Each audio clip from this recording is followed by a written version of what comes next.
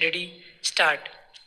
महोदय, देश में जो उद्योग धंधा चल रहा है या देश की उन्नति करने का, देश में समृद्धि लाने का जो वैज्ञानिक या प्रौद्योगिकीय आविष्कार हो रहा है, उसमें भी उसका उपयोग पूरा पूरा हो।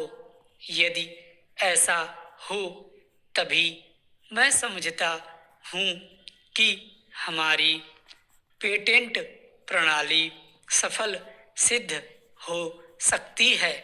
यह प्रश्न उठ सकता है कि किस सीमा तक व्यक्ति के अधिकार की रक्षा की जाए और किस सीमा तक उसके अधिकार का हनन किया जाए, ताकि समाज का अधिक से अधिक लाभ हो, समाज उसका अधिक से अधिक उपयोग कर सके।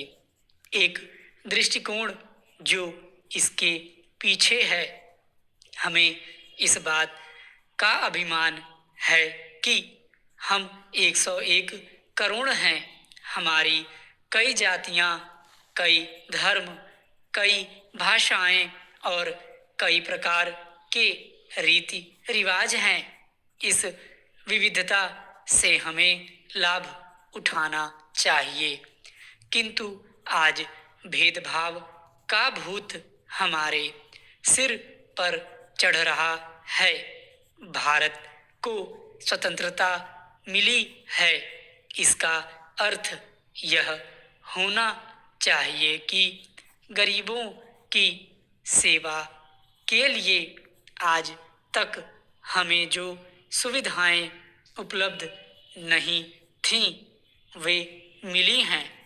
जिस प्रकार भरत ने अयोध्या के राज्य को राम का समझकर सेवक वृत्ति से राज्य का काम संभाला था, उसी प्रकार हमें समझना चाहिए कि राज्य गरीब जनता का है और उसके नाम पर उसके संरक्षक बनकर हमें उसको चलाना है। अब गरीब को ऐसा अनुभव होना चाहिए कि हर एक उसकी सेवा में लग रहा है। सूर्य के उदय होने पर धनी गरीब सब के घरों में प्रकाश पहुंचता है। ठीक उसी प्रकार स्वराज्य का लाभ सबको एक समान मिलना चाहिए। इसका सुख धनी निर्धन सबको बराबर मिलना चाहिए। जनता को हमने वचन दिया था कि स्वराज्य मिलने पर हम आपके दुख दूर करेंगे।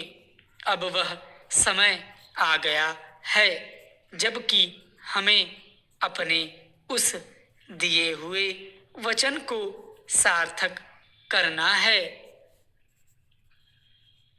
इतने बड़े देश में विचार भेद होना स्वाभाविक है।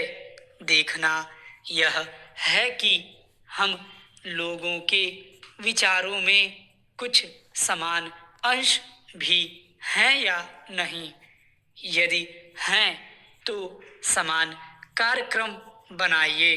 इस प्रकार कार्य करने से हमारे भेदभाव कम होते होते एक दिन मिट जाएंगे और अच्छी बातों का अपने आप उदय होने लगेगा।